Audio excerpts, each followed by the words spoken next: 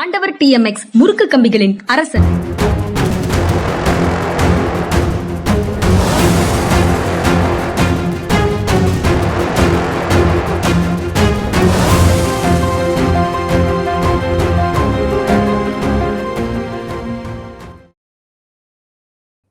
வணக்கம். இது மனிதா மனிதா. சார் வணக்கம் சார். வணக்கம்ங்க. வணக்கம். பிரிந்தவர் மீண்டும் சேர்ந்து விட்டால் அழுதால் கொஞ்சம் நிம்மதி அப்படின்னு கண்ணதாசன் பாட்டு எழுதினாரு. ஆனா இங்க பிரிந்தவர்கள் வரிசையா சேர்ந்துகிட்டே இருக்காங்க சார். ஊரு ரெண்டு பட்டா கொண்டாட்டங்கிற மாதிரி நம்ம கொண்டாடல. இப்ப பிரிந்தவர்களுக்காக சேர்ந்துட்டாங்களேன்னு வருத்தப்படல. பட் அந்த செய்தி முக்கியமானதாக இருக்கு. மாநகராட்சி தேர்தலுக்காக மும்பை மாநகராட்சி தேர்தலுக்காக தாக்கரேக்கள் ஒன்றாக இணைந்தார்கள். உத்தவ் தாக்கரேயும் ராஜ் தாக்கரேயும். இப்போ அஜித் பவாரும் சுப்ரியா சோலேயும் இணைந்து நிற்கிறாங்க. புனேயும் இன்னொரு ரெண்டு நகராட்சியில 2 மாநகராட்சிக்கு பவார்கள் கூட்டணி அப்படின்னு ஒரு செய்தியை பார்க்க முடியுது. யாரை எதிர்த்து இவர்கள் தங்களுடைய வேறுபாடுகளை மறந்து ஒன்றிணைகிறார்கள், யாரால் ஒன்றிணைகிறார்கள் அப்படிங்கிற கேள்வியும் வருது சார். நீங்க எப்படி பாக்குறீங்க? ஒன்றிணைந்திருந்தால் எந்த கூட்டணியாக நாம் சென்றாலும் அங்க நமக்கு மரியாதை கிடைக்கும் அப்படிங்கிறத அடிப்படை காரணமா இருக்கும்னு நினைக்கிறேன். ஏன்னா இப்ப 2 ஒன்றிணைகிறது மூலம் அதிக இடங்களை பிடிக்க முடியும், சந்தேகமே கிடையாது. பிடிக்க முடியும். சுகர் பெல்ட்ல எல்லாம் Pawar he is a force to reckon with. அவரும் அவருடைய குடும்பம் பிரிஞ்சிருந்ததுனால அங்க போர் 2 வட்டா கூத்தாடி கொண்டாட்டம் மாதிரி சில பேர் அதுல விளையாடினாங்க. இன்னைக்கு அந்த நிலைமை மாறி இருக்கு. இன்னொன்னு இதுல என்ன தெரியணும்னா, அப்படி வந்ததுன்னா சரத்பவாரை பத்தி ஒண்ணு தெரியணும். அவர் எந்த கூட்டணிக்கு வேணாலும் போகக்கூடியவர், காங்கிரஸ் கூட தான் இருப்பார்னு சொல்லி உறுதியை சொல்ல முடியாது. He is a survivor. 29 வயசுல மகாராஷ்டிராவோட முதல்வரானவர். யுனைடெட் ப்ரோக்ரசிவ் ஃப்ரண்ட்னு ஒண்ணு கொண்டு அவருடைய மென்டர் YB சவான். ஆமா, அவர் எவ்வளவோ சொல்லி பார்த்தாரு இவர்கிட்ட. ஆனா இவர் கேட்கலைங்க. காங்கிரஸுக்கு விரோதமா போய் அங்க போய் இது பண்ணாரு. ஒரு ஆட்சி அமைச்சார் 29 வயசுல. அந்நேரம் ஒரு இதுல கூட ஒரு ஆங்கில தினசரின்னு எழுதினேன். YB சவான் ரொம்ப வருத்தமா இருக்க மாதிரி ஒரு போட்டோவை போட்டு YB சவான் அப்படின்னு சொல்லி கேட்டிருந்தேன். YB சவான், அவர் இனிஷியல் YB, ஏன சவானாக இருக்க வேண்டும்னு சொல்லி போட்டிருந்தாங்க அந்நேரம். I remember it. இப்போ அந்நேரம் அதுக்கப்புறம் நீங்க பவாரை பார்த்தீங்கன்னா தொடர்ந்து தன்னுடைய நிலைப்பாடு மாத்திக்கிட்டே இருந்திருக்காரு. எப்படியெல்லாம் மாற்ற முடிஞ்சது? He was a force to reckon with. அந்த மகாராஷ்டிரா மாநிலத்தை பொறுத்த மட்டும் அவர் தவிர்க்க முடியாத ஒரு அரசியல்வாதி, அரசியல் நிபுணர், அரசியல் திறமையாளர். அதனால காங்கிரஸை எதிர்த்து பிரிஞ்சு வந்தவர் அடுத்து காங்கிரஸ் கூட கூட்டணி அமைச்சார். அந்த காங்கிரஸோட கூட்டணி அமைப்பார் வழியே காங்கிரஸோட மெர்ஜர் அமைச்சார். ஏன்னா இந்த மெர்ஜர்னா இது கடல்ல கிடைச்ச பெருங்காயம் தான் சொல்லி அவருக்கு தெரியும். இங்க எம்ஜிஆர் இருந்த மாதிரி தான். நான் தனியா ADMK வச்சுக்கிட்டு இருக்க வரைக்கும் காங்கிரஸோட கூட்டணி வச்சுக்கிறேன். காங்கிரஸ் என்னை சார்ந்து இருக்க வேண்டும் மாநிலத்தில், நான் காங்கிரஸை சார்ந்திருப்பேன் மையத்தில் அப்படின்னு சொல்லி எம்ஜிஆர் இருந்தார் கடைசி வரைக்கும். அதே மாதிரி சரத்பவார் அங்க கூட்டணியிலே போனார். அந்த கூட்டணியில பாதுகாப்பு அமைச்சராகவும் இருந்தார். பாதுகாப்பு அமைச்சராக இந்த இதெல்லாம் இந்த மாடல் ஏரியாஸ்க்கெல்லாம் போய் ஹெலிகாப்டர் இறங்கி இந்த மாதிரி தன்னுடைய படங்கள்லாம் வெளியிட்டார். வெரி கேப்பபிள் பர்சன் அப்படிங்கிறது காட்டுறது மாதிரியான பழக்கம். ஆனால் அவருக்கு ஒன்று தெரிஞ்சது, எவ்வளவு நம்ம முயற்சி பண்ணாலும், நமக்கு எவ்வளவு திறமையும் தகுதியும் இருந்தாலும் நாம இந்த கூட்டணியில இந்தியாவுடைய பிரதமராக ஆக முடியாது. அதனால இந்த கூட்டணியில நமக்கு என்ன பலன் இருக்கோ அது வரைக்கும் தான் அந்த கூட்டணி. நம்ம பாதுகாப்பு மந்திரி தான் நம்ம லிமிட் அப்படின்னா சரி. அதுக்கப்புறம் இந்த கூட்டணியில தேவை இருந்தால் தொடருவோம், இல்லை என்றால் வேறு பக்கம் செல்வோம். இன்னைக்கு வரைக்கும் அவர் இந்த காங்கிரஸ் கூட்டணியிலிருந்து விலகலை. ஆனா பத்திரிகையில் எழுதினாங்க, he is sending overtures to BJP அப்படின்னு சொல்லி எழுதினாங்க ஒரு நேரத்தில். இன்னும் சொல்றேன், இந்த கூட்டணி இவங்க 2 பேரும் சேர்ந்து தங்களுடைய பலத்தை நிரூபித்த பின்னால் இவங்க 2 பேருடைய பொலிட்டிக்கல் ஃபியூச்சருக்கு எது வசதியா இருக்கும்னு பார்த்து அங்கதான் சரி. அவங்க 2 பேருடைய பொலிட்டிக்கல் ஃபியூச்சருக்கு இதுல 2-3 இந்த வாரத்துல, இப்போ நான் கடந்த வாரத்துல ஒரு நாள் அதானி ஃபங்க்ஷன்ல எல்லா பவார்களும் மேடையில் ஒன்று சேர்ந்தார்கள்னு ஒரு செய்தி இருந்தது சார். அந்த கூட்டத்துல சரத்பவாரும் சுப்ரியா சுலே, அஜித் பவார், அப்புறம் பேரன்கள் பவார்கள் எல்லாருமே அந்த மேடையில இருந்திருக்கிறாங்க. பவார் குடும்பத்தை ஒன்றுபடுத்திய மேடையாக அந்த மேடை இருந்திருக்குது. அதுல கௌதம் அதானி இளைஞர்களுக்கு ஒரு முன்னோடி, அவரை நான் சிறு வயதிலிருந்து நான் அறிவேன் அப்படின்னு சரத்பவார் பேசியிருந்தாரு. அவர் இந்த யூனிஃபிகேஷன் எஃபர்ட்ல அதானியுடைய ரோல் ஏதாவது இருக்குமா அப்படின்னு அந்த செய்தி சந்தேகத்தை கொடுக்குது. இருக்கலாம். இந்த செகண்ட் ட்ராக் டிப்ளமசின்னு சொல்லுவாங்கல்ல ஆங்கிலத்தில். ஆ, பவர்ல இல்லாதவங்க, அரசியல்ல இல்லாதவங்க அவங்கெல்லாம் சேர்ந்து ஒரு காலத்துல வந்து இதுல வந்து அஸ்ஸாம்ல வந்து ஸ்டூடெண்ட் அஜிடேஷன் ரொம்ப இருந்தபோது ராவ் வந்து இவங்களை கேட்டார். ராவும் ஐபி வந்து டாட்டாஸ் கேட்டார். ஏன்னா அவங்களுக்கு ரொம்ப டி எஸ்டேட்ஸ் இருந்தது. yes. அவங்களுடைய உதவி கேட்டாங்க. ஆனால் அதுக்கப்புறம் ஒரு சின்ன தவறு என்ன நடந்துச்சுன்னா, டாட்டால சில பேர் மேல அந்த தீவிரவாதிகளோட தொடர்பு இருக்கவங்கன்னு சொல்லிட்டு இவங்க கேஸ் போடணும். உடனே ரத்தன் டாட்டா வந்து வெளிப்படையாக சொல்லிட்டார், இதை நான் நார்மலாக சொல்ல மாட்டேன், அரசாங்கத்துக்கு உதவி செய்யணுங்கிறதுக்காக என்னுடைய ஆட்களை வந்து நான் வந்து அவங்க சொன்னபடி அனுப்பி வச்சேன். ஆனால் அனுப்பி வச்சதுக்கு எங்க மேலேயே கேஸ் போட்டால் என்ன அர்த்தம் அப்படின்னு சொல்லி உடைச்சிட்டார். ஆனால் இந்த மாதிரி செகண்ட் ட்ராக் டிப்ளமசிங்கிறது சாதாரண உலகத்தில் நடக்கிறது. இன்னும் சொல்லப்போனால் பல பேருக்கு தெரியாது, சிஏஏவோட நமக்கும் சிஏஏக்கு என்ன தொடர்பு இருக்கு. அதோட ஐஎஸ்ஐ பாகிஸ்தானுடைய ஸ்டேட் இன்டெலிஜென்ஸா அந்த ஐஎஸ்ஐயும் ஆர்ஏடபிள்யூவும் சில சமயம் சேர்ந்து சில காரியங்கள் பண்ண வேண்டிய நிர்பந்தம் வரும். இன்டர்நேஷனல் டிப்ளமசியில் அவங்களும் சேர்ந்து பண்ணுவாங்க. எனக்கு அது தெரியாது. ஆனா நான் யூஎன் இதுக்கு மீட்டிங்லாம் போயிருந்த போது, இந்த WTO மீட்டிங்லாம் போயிருந்த போது நான் பார்த்துருக்கேன். அந்த இவங்க வெஸ்டர்ன் நேஷன்ஸ் வந்து அக்ரிகல்ச்சர் மேல டாக்ஸ் போடணும்னு சொல்லி ஆரம்பிச்சாங்க. அதை வந்து முழு மூச்சாக இந்தியா வந்து எதிர்த்தது. ஏன்னா அது நமக்கு விரோதமானது. அதுல நமக்கு முழு மூச்சாக ஆதரவு கொடுத்தது வந்து பாகிஸ்தான். நம்முடைய டிப்ளமேட்ஸும் பாகிஸ்தான் டிப்ளமேட்ஸும் லஞ்ச் சமயத்துல ஒன்னா உட்காந்து நான் பக்கத்துல உட்காந்துருந்தேன். I was keeping silent. ஏன்னா I was only having my agenda. அவங்க ரெண்டு பேரும் பேசுறத பார்த்துருந்தேன். ரொம்ப நட்பு ரீதியா இது வந்து நம்ம ரெண்டு நாட்டுக்குமே இடைஞ்சல் அப்படின்னு சொல்லி, அதனால எந்த நேரத்தில் எப்படிப்பட்ட உறவுகள் வரும் சொல்லி பாலிடிக்ஸ்லையும் இன்டர்நேஷனல் பாலிடிக்ஸ்லையும் சொல்ல முடியாது. ஆனா ஒண்ணு உறுதி, இவங்க தாக்கரேஸ் ரெண்டு பேரும் வந்து பிஜேபியோட போறதுக்கான சந்தர்ப்பம் ரொம்ப. ஏன்னா பிஜேபி வந்து உத்தவ் தாக்கரே முதுகுல குத்திட்டாங்க. அது வந்து தாக்கரே ஃபேமிலி எல்லாருக்குமே வந்து அந்த காயம் இருக்கு, அந்த வலி இருக்கு. அதனால அவங்க அவ்வளவு லேசா வந்து பிஜேபியோட போக மாட்டாங்க. அப்போ அதை காம்பன்சேட் பண்றதுக்கு தான் பவரை யுனைட் பண்றாங்களா? இருக்கலாம். ஏன்னா இதுவரைக்கும் அங்க கூட்டணி எப்படி இருந்தது? பவர் காங்கிரஸும் நேஷனல் காங்கிரஸும் ஒரு கூட்டணி, சிவசேனாவும் பிஜேபி ஒண்ணுன்னு சொல்லி இருந்தது. இன்னைக்கு வந்து இடங்கள் மாறுகின்றன, தடங்கள் மாறுகின்றன. அது தவிர பிஜேபி வந்து ஒரு வேறொரு சுற்றி விடுறாங்க. பிரியங்கா காங்கிரஸ், ராகுல் காங்கிரஸ்னு ரெண்டு குரூப்பு காங்கிரஸுக்குள்ள எமர்ஜ் ஆகிட்டு இருக்குது. திக்விஜய் சிங் மோடியை புகழ்ந்து பேசியதெல்லாம் பிரியங்காவினுடைய சைட்ல இருக்கிறதுனாலதான் அப்படின்னு எல்லாம் புதிதாக பல ஸ்டோரிஸை உள்ள இறக்குறாங்க சார் மீடியா மூலமாக. செய்யறாங்க. அந்த சகோதர சகோதரிகளுக்கு இடையில அவ்வளவு பிளவு ஏற்படுத்த முடியாது. வாய்ப்பு இல்லை. இன்னும் சொல்ல போனா மேனகா காந்தியுடைய பையனை கூட, வருண் காந்திய கூட இவங்க வந்து பிரியங்கா விட்டு கொடுக்காம பேசுறாங்க. ராகுல் உள்ள சேர்த்துக்கிறதுக்கு ரெடியா இருக்கிற மாதிரி தான் இருக்கிறாரு அவரு. இப்ப காங்கிரஸ் எதிர்ப்புல சரத்பவார்னு சொன்னீங்கல்ல சார், காங்கிரஸை எதிர்க்கக்கூடியவர்கள் இரு முனைகள்லயே இருக்கலாம்ல. இடது சாய்வோடவும் காங்கிரஸ் எதிர்த்தவங்க இருக்கிறாங்க, வலது சாய்வோடவும் காங்கிரஸ் எதிர்த்தவங்க இருக்கிறாங்க. பவார் எந்த வகை? அவர் இடது வலதுசாரி. புது காயினேஜா இருக்கு சார். அவர் வந்து தஞ்சாவூர் பொம்மை தான், எந்த பக்கம் வேணாலும் சாய முடியும். ஆனால் தஞ்சாவூர் பொம்மை எந்த பக்கம் வேணாலும் சாயும், ஆனால் அது நிலைத்து நிற்கும், அது கவிழாது. அப்புறம் நீங்க அக்ரிகல்ச்சர் தொடர்பாக WTOல நடந்த பேச்சுவார்த்தையை சொல்லும் போது இன்னைக்கு நம்மாழ்வார் நினைவு நாள் அப்படிங்கிறதும் நினைவுக்கு வருது. அவரு நம்ம வீடியோக்களை தொடர்ந்து பார்த்து நம்மோடு கருத்துக்களை பகிர்ந்து கொண்டு இருக்கக்கூடிய செல்வம், அரச்சலூர் செல்வம் வந்து ஒரு கட்டுரை இன்னைக்கு தினமணில எடிட் பேஜ் கட்டுரையாக அவருடைய கட்டுரை வந்திருக்குது அக்ரிகல்ச்சர் தொடர்பாக.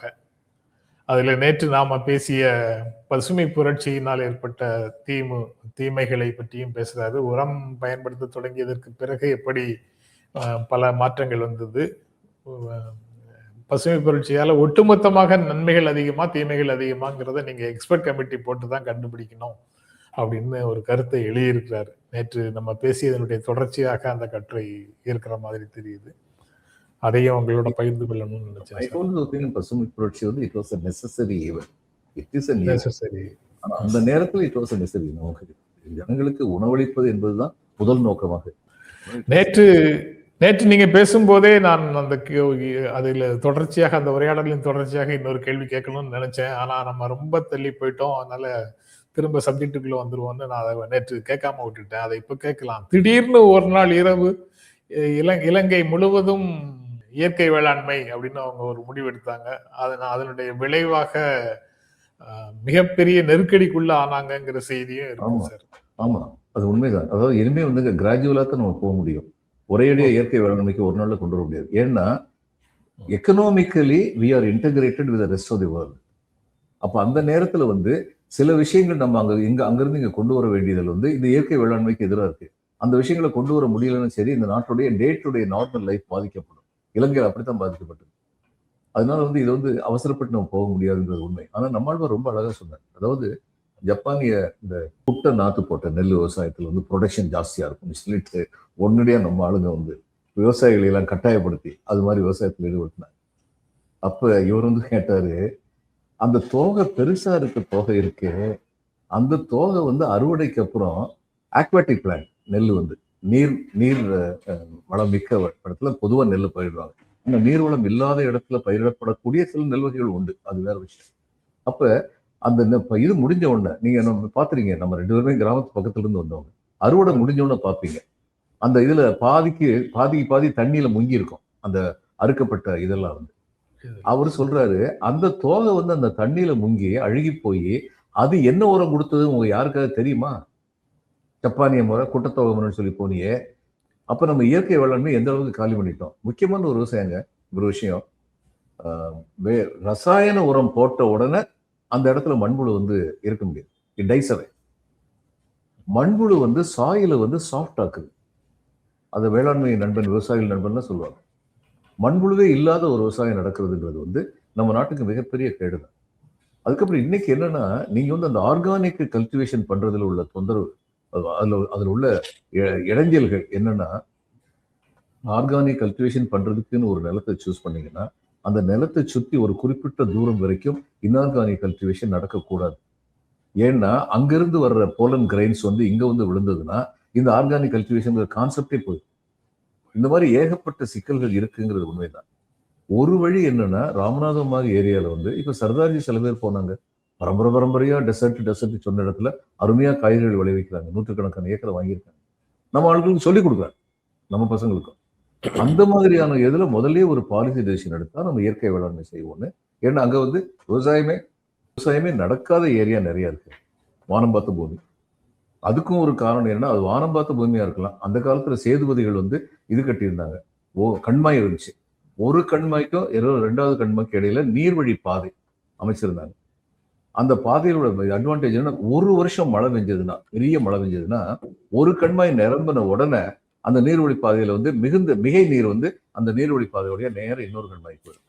அப்ப ராமநாதபுரத்தை பொறுத்த மட்டும் ஒரு தரம் ஒரே ஒரு வருஷம் நல்ல மழை பெஞ்சிருச்சுன்னா கண்மாய்கள் நிரம்பின காரணத்தினால அடுத்த 4 வருஷத்துக்கு விவசாயம் நடக்கும். முழு விவசாயம் இல்லை என்றாலும் பகுதி விவசாயம் நடக்கும். அப்படி இருந்துச்சு. சுதந்திரத்துக்கு அப்புறம் என்ன பண்ணோம், அந்த நீர்வழி பாதை அத்தனை என்ன புறம்போக்கு அதெல்லாம் இதுபடி கவர்மெண்ட் கிளாசிபிகேஷன் படி பட்டா போட்டு கொடுத்தோம். நீர்வழி பாதை அடிபட்டு விட்டது. இதனாலதான் ராமநாதபுரத்துடைய வறட்சிக்கு அது ஒரு முக்கியமான காரணம். அப்ப இங்கேயெல்லாம் வந்து நம்ம வந்து பசுமை புரட்சியை பத்தி நம்ம வந்து சிந்திக்க முடியும். அதுக்கு ரொம்ப எஃபர்ட்ஸ் எடுக்கணும், அந்த ஜனங்களை அதுக்கு தயார் பண்ணணும். அப்படி கொஞ்சம் கொஞ்சமா தான் போக முடியும். ஒரே நாள்ல ஓவர் நைட்ல ஸ்ரீலங்கா பண்ண மாதிரி பண்ணிட்டு மாட்டிக்கிட்டு முடிக்கக்கூடாது. நீங்க ஜப்பானிய டெக்னாலஜி பத்தி நீங்க சொல்லும் போது திரும்ப இன்னைக்கு வேற ஒரு செய்தி இருக்கு சார். ஜப்பான்ல இருந்து சுற்றுலா வந்த பயணிகள் சாண்டா கிளாஸ் மாதிரி ட்ரெஸ் போட்டுட்டு கங்கையில குளிக்கிறதுக்கு இறங்குனாங்க. அவர்கள் அங்கு தாக்கப்பட்டார்கள். வெளிநாட்டுல இருந்து நம்ம நாட்டு விருந்தினர்களை வந்தவங்க ஜப்பானியர்கள்ட்ட உள்ள சில சிறந்த குணங்கள் வந்துங்க, என்விரான்மெண்ட்டையும் இயற்கையையும் நேசிக்கிறது அவங்களுடைய சுவாசத்துல இருக்கு. கஞ்சன்ஜங்கான்னு ஒரு சிகரம் இருக்கு, எவரெஸ்டுக்கு அடுத்தபடியா. டார்ஜிலிங் வந்து என்னுடைய ஜூரிஸ்டிக்ஷன் இருந்தது, கமிஷனர் ஜல்பைகுரி டிவிஷன் இருந்தபோது 6 மாவட்டங்கள் வந்து என்னுடைய ஜூரிஸ்டிக்ஷன் இருந்தது. இது ஜல்பைகுரி, நார்த் தினாஜ்பூர், சவுத் தினாஜ்பூர், மால்டா, கூச்பிகார், டார்ஜிலிங், இந்த 6 இருந்தது. டார்ஜிலிங் அடிக்கடி நான் போக வேண்டிய தேவை இருந்தது. அந்த டார்ஜிலிங்ல மால்ல வந்து ஒரு இடத்துல ஒரு இந்த குத்துக்கள் மாதிரி போட்டு வச்சிருப்பாங்கல்ல உட்கார்றதுக்கு, அந்த ஒரு குறிப்பிட்ட இடத்துல உள்ள குத்துக்கல்ல வந்து உட்கார்ந்தா இது பனி இல்லாத நேரத்துல அந்த இவர் பாரதிதாஸ் சொல்லுவார், அவர் தான் ஒரு வேர்டு காயின் பண்ணார், தகத்தகாய அப்படிங்கிற ஒரு வேர்டு வந்து காயின் பண்ணாரு. அப்படி தகத்தகாய பொன் போல அந்த கஞ்சன்ஜங்கா வந்து தோற்றமளிக்கும். இவரு எவ்ரி இயர் ஒரு ஜாப்பனீஸ் வந்து அங்கிருந்து டிராவல் பண்ணி வந்து இது பிளைன்ல வர மாட்டாரு, கல்கத்தால இருந்து அந்த இதுல சிலிகுரி எக்ஸ்பிரஸ்ல தான் வருவார். வந்து பாக்டோகரா எக்ஸ்பிரஸ்ன்னு சொல்லுவோம். அந்த பாக்டோகரா எக்ஸ்பிரஸ்ல வந்து சிலிகுரியில் இறங்கி அங்கிருந்து டார்ஜிலிங் போய் ரோடு வந்து பகல் நேரத்தில் அங்கே வந்து உட்காந்து சில மணி நேரங்கள் அதை பார்த்துக்கிட்டே இருப்பார். நான் 2 வருஷம் அங்கே இருந்தேன். முதல் வருஷம் இவர் முகம் எனக்கு பரிச்சயம் ஆயிடுச்சு. அடுத்த வருஷமும் இவர் பார்த்த உடனே அவுட் ஆஃப் கியூரியாசிட்டி நான் போய் என்னை நானே அறிமுகப்படுத்திக்கிட்டு அவர்கிட்ட வந்து நான் பேசிக்கிட்டு இருந்தேன். எதுக்கு நீங்கள் அடிக்கடி வர்றீங்கன்னு நினைக்கிறேன். ஒவ்வொரு ஆண்டும் நான் வர்றேன். சில சமயம் எனக்கு அதிகமாக வந்து நாட்கள் இருக்காது, 2 நாள் மட்டும் இருக்கும் பிரயாண சமயம் தவிர. அந்த 2 நாள் இங்கே வந்து உட்காந்து எனக்கு அந்நேரம் அதிர்ஷ்டம் இருந்ததுன்னா சூரிய ஒளி பனிமூட்டம் இல்லாமல் ஒரு நாளாவது இருக்கும். நான் கஞ்சன்ஜங்காவை பார்த்துருப்பேன். அந்த அளவுக்கு இயற்கையை நேசிக்கிறவங்க ஜப்பான்ல. அவங்கள பிடிச்சி கங்கையில் வந்து இந்த மாதிரி பண்ணாங்கன்னா அவங்க அங்க ஃபியூஜியில பார்க்க முடியாததா சார் இது? அதுதான் சொல்ல வர்றாங்க. ஒவ்வொரு இடத்துலயும் ஒவ்வொரு அழகு இருக்கு, இயற்கையுடைய அழகு ஒவ்வொரு இடத்துலயும் ஒரு மாதிரி இருக்கு. இவர் ஷேக்ஸ்பியர் பத்தி என்ன சொல்லுவாங்க, such variety next to nature we find only in Shakespeare அப்படின்னு. நேச்சருக்கு அத்தனை வெரைட்டி உண்டு. நீங்க டார்ஜிலிங்னா எனக்கு உடனே அவர் பெயர் என்ன சார், கெய்சிங் தானா? அவர்கிட்ட நீங்க பேச்சுவார்த்தை நடத்திருக்கீங்களாங்கிற கேள்விதான் வருது. பேச்சுவார்த்தை நடத்தின, அதுக்கு நான் போறதுக்கு முன்னாடி பேச்சுவார்த்தை எல்லாம் முடிஞ்சு ஹில் கவுன்சில் வந்துருச்சு. ஆமா. ஆனா நான் அவர்கிட்ட டெலிஃபோன்ல பேசும்போதெல்லாம் அவர் வந்து ஒரு ஆர்மி சோல்ஜரா இருந்தார். கொஞ்சம் ரொம்ப எளிதான மனிதர். கிஷிங் அவர் பேர் வந்து ரொம்ப எளிமையான மனிதர். அவர் வந்து என்கிட்ட சொல்லுவாரு, கிஷிங், GHISHING, கிஷிங், அதான் அவரு. அப்போ அவரும் சொல்லுவாரு, நான் ஒரு சோல்ஜரா இருந்தேன் சார், ஒரு கமிஷனர் எல்லாம் தூரத்துல இருந்து கூட எங்களால பார்க்க முடியாதுன்னு. ஒரு இந்த நாட்டுல சுதந்திரம் பாத்தீங்களா சார், டெமோக்ரஸி, இன்னைக்கு நீங்க என் கூட பேசுறீங்க அப்படின்னு ரொம்ப எளிமையா பேசுவார். அதுக்கப்புறம் சார் நேற்று பல்லடத்துல மகளிர் மாநாடு சிறப்பாக நடந்து முடிந்தது. முதலமைச்சர் அங்கே ஒரு சிறப்புரையாற்றினாரு. திராவிட முன்னேற்ற கழக அரசு பெண்களுக்கான அரசாக இருக்கும் அப்படின்ற ஒரு இருக்கு, அப்படிதான் இருக்கு. இனி அடுத்தாப்புல 2வது முறை ஆட்சிக்கு வந்தாலும் அதே மாதிரி இருக்கும். மகளிருக்கான திமுக அரசாகத்தான் இருக்குது. கடந்த காலங்கள்லயும் அரசியல் நடவடிக்கைகள்ல பெண்கள் பார்ட்டிசிபேஷனை திராவிட இயக்கங்கள் ஊக்குவிச்சிருக்குது. அதனுடைய விளைவாகத்தான் இன்றைக்கு தமிழ்நாட்டில் பெண்களுடைய வளர்ச்சி அப்படின்ற மாதிரி வரிசையாக பல விஷயங்களை சொல்லியிருக்காரு சார். நீங்க எப்படி பாக்குறீங்க சார்? அது சொன்னதில் எனக்கு ஒரு சின்ன கருத்து வேறுபாடு உண்டு. இது பெண்களுக்கான அரசு இல்லை, அனைவருக்குமான அரசு. பெண்களை முன்னிலைப்படுத்துகின்றார். பெண்களை முன்னிலைப்படுத்து, அது தட்ஸ் வாட் ஹி மென்ட். அவர் சொல்லும்போது அதுதான் அந்த அர்த்தத்தில் தான் அவர் சொன்னாரு. ஏன்னா பெண்களுக்கான அரசுன்னு சொன்ன உடனே தான் 2 பேர் இருக்காங்கல்ல, பாத்தீங்களா ஆம்பளைங்களை கண்டுக்கவே மாட்டாங்க ஏன் ஆரம்பிச்சு அதுக்கு. ஆனா இந்த அரசு வந்ததுக்கு அப்புறம் வந்து பொழுதுமே நம்ம வந்து பார்த்துருக்கிறோம், இந்த திராவிட கட்சிகள் வரும் பொழுதெல்லாம் வந்து பெண்களுக்கான உரிமைகள் நிலைநிறுத்தப்படும். பெரியாருக்கு வந்து பெரியாருங்கிற பட்டம் கொடுத்தது யாரு? பெண்கள் மாநாட்டுக்கு அவர் பெயர்ந்த போது பெண்கள் மனம் மகிழ்ந்து இவ்வளவு தூரம் எங்களுக்காக போராடுறாரு அப்படின்னு சொல்லி அவருக்கு பெரியார் பட்டம். இந்த பெண்கள் மாநாட்டு ஆரம்பத்திலிருந்தே ஜஸ்டிஸ் பார்ட்டிலிருந்து இவர் வந்தது காரணமே, ஜஸ்டிஸ் பார்ட்டி வந்து தங்களுடைய என்லைட்டன்டு செல்ஃப் இன்ட்ரெஸ்ட்ல காங்கிரஸை வந்து ஒடுக்கிறதுக்கு ஒரே வழி எலெக்ஷன் மூலமா டெமோக்ராட்டிக்கலி நம்ம வந்து கவர்மெண்ட்டுக்கு வரணும். டெமோக்ராட்டிக்கலி வரணும்னா நம்ம வந்து வெறும் ஜமீன்தாரு மகாராஜா பெரிய லேண்ட்லார்ட் இருக்கோம், நமக்கு என்ன ஓட்டு இருக்கு, ஓட்டு உரிமை பெற்றவர்களுக்கு நன்மை செய்யணும், அதை நன்மை செஞ்சு நம்ம ஓட்டுவாங்கன்னு நினைச்சாங்க. இந்த அளவுக்கு அவங்களுடைய சிந்தனை இருந்தது. ஆனா அவங்கள பல பேர் வந்து ரொம்ப ஆழ்ந்த பழமைவாதிகளாக இருந்தாங்க. ரிலிஜன் அப்படிங்கிறதுல வந்து ரொம்ப தீவிரமான ஈடுபாடு கொண்டவர்களாகவும், அந்த ரிலிஜன்கிறத பத்தி அடிப்படை மாறுதல்களை பத்தி பேசக்கூடாது நினைக்கக்கூடாதுன்னு நினைக்கிறவங்க. அதனாலதான் பெரியார் அவங்கள்ட்ட இருந்து பிரிஞ்சு வந்தார். பிரிஞ்சு வந்ததுக்கு அப்புறம் பெரியாருக்கு வந்து அது மழை திறந்த வெள்ளம் தான். அது அன்னைக்கு வரைக்கும் கட்டுப்படுத்தி வச்சிருந்தது. அதுக்கப்புறம் காற்றாற்று வெள்ளம் வர அவர் ஆரம்பிச்சாரு. பேசினது, ஃபீல் பண்ணது, செயலாற்றினது எல்லாமே வந்து சமதர்மம், சமநீதி, அதுக்கப்புறம் மனிதனுடைய கௌரவம் காப்பாற்றப்பட வேண்டும், செல்ஃப் ரெஸ்பெக்ட், சுயமரியாதை, இதுதான் அவருடைய அடிப்படை. மனிதன் சொல்லும்போது இந்த சிஆர்பி சொல்லுவாங்க மேன் இன்க்ளூட்ஸ் உமன் அப்படின்னு. அது மாதிரி மனிதன் சொல்லும்போது அவர் மனுஷையும் சேர்த்தா சொன்னாரு. அவங்களுக்கு உரிய சுயமரியாதை, தாலி கட்டுறது ஒரு அடிமைத்தனம்னு சொன்னார். அந்த காலத்துல அதை சொல்றதுக்கு எவ்வளவு தைரியம் வேணும். ஆனா அதுதான் உண்மை. அப்ப ஆம்பளையும் தாலி கட்டட்டும்னு கேட்டார். சரியான கேள்வி. ஒரு பொண்ணை பார்த்த உடனே இவள் வந்து கல்யாணமானவன்னு சொல்லிட்டு நம்ம ஒதுங்கி போகணும்னு சொல்லி நினைக்கிறது, ஒரு உணர்வை கொடுக்கறதுக்காக தாலி கட்டணும்னு சொல்றீங்களே, அப்ப ஆம்பளை பார்த்த உடனே இவன் கல்யாணமானவன்னு சொல்லிட்டு இவனை பார்த்த உடனே ஒதுங்கி போக வேண்டியதானே? அதுவும் சரிதானே? அல்லது இவன் பார்த்த உடனே கல்யாணம் பண்ணுவேன், இவன் நம்மளையெல்லாம் பார்த்து ஒரு மனைவி வச்சுக்கிட்டே நம்ம தவறா பார்க்கறதே தப்பு அப்படின்னு சொல்லி அவன் 2 சாத்து சாத்தலன்னு தோணும்ல, அவன்கிட்ட தாலி கட்டி இருந்தான். இப்படி எல்லாம் வந்து அவர் ஆக்ரோஷமா பேசினார். அதனால இந்த இவங்களுடைய அடிப்படையே வந்து பெண்கள் முன்னேற்றம்.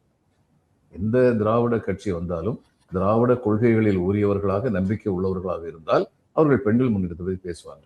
கலைஞர் வந்து அண்ணா ஆரம்பிச்சு, பெரியார் வந்து சோசியலி சொன்னதை பொலிட்டிக்கலி அட்மினிஸ்ட்ரேட்டிவ்லி அண்ணா வந்து ஆரம்பிச்சார். சீர்திருத்த திருமணம் அப்படிங்கிறது வந்து லீகலி அக்செப்டடு லீகல் மேரேஜ் அப்படிங்கிறத கொண்டு வந்து ரொம்ப பெரிய புரட்சி. அது இன்னைக்கு பல பேருக்கு தெரியாது. கொஞ்சம் யோசிச்சு பாருங்க, 30 வருஷம் ஒரு மனைவி கூட வந்து ஒருத்தர் வாழ்ந்திருக்காரு. அவர் வந்து வெறுமனே இது கோயில மாலை மாத்திருக்காரு. அடுத்து வந்து ஒரு கேஸ் வருது.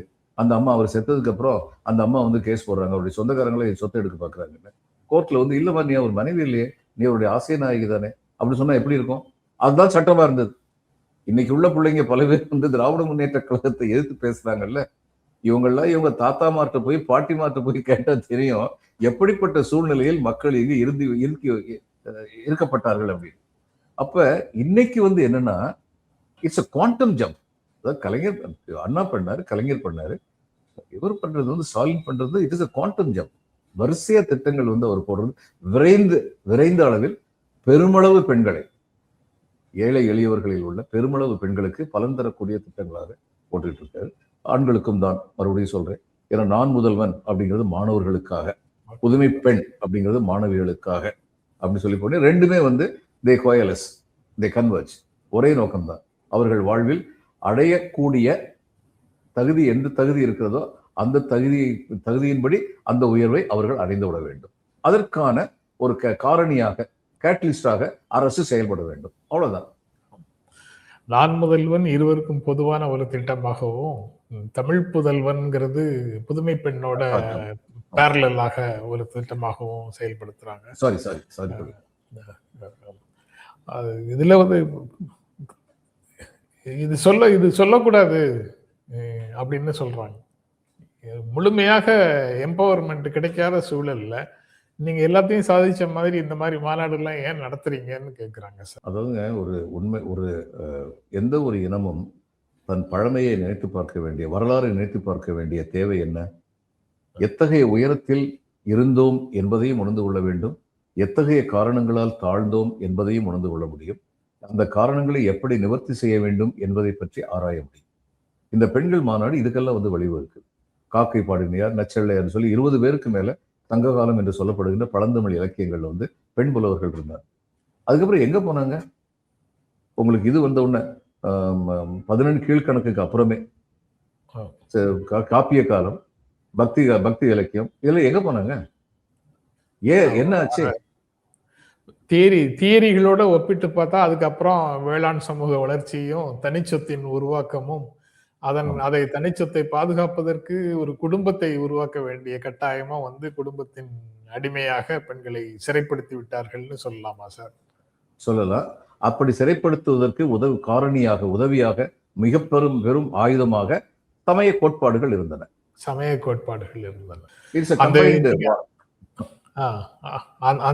இந்த குடும்ப அமைப்புகளை உருவாக்கும் போது வரக்கூடிய பிரச்சனை அது இந்தியால மட்டும் இல்ல, எல்லா இடங்கள்லயும் மனித சமூகம் படிப்படியாக வளரும் போது வந்த வளர்ச்சியாக வரக்கூடியது.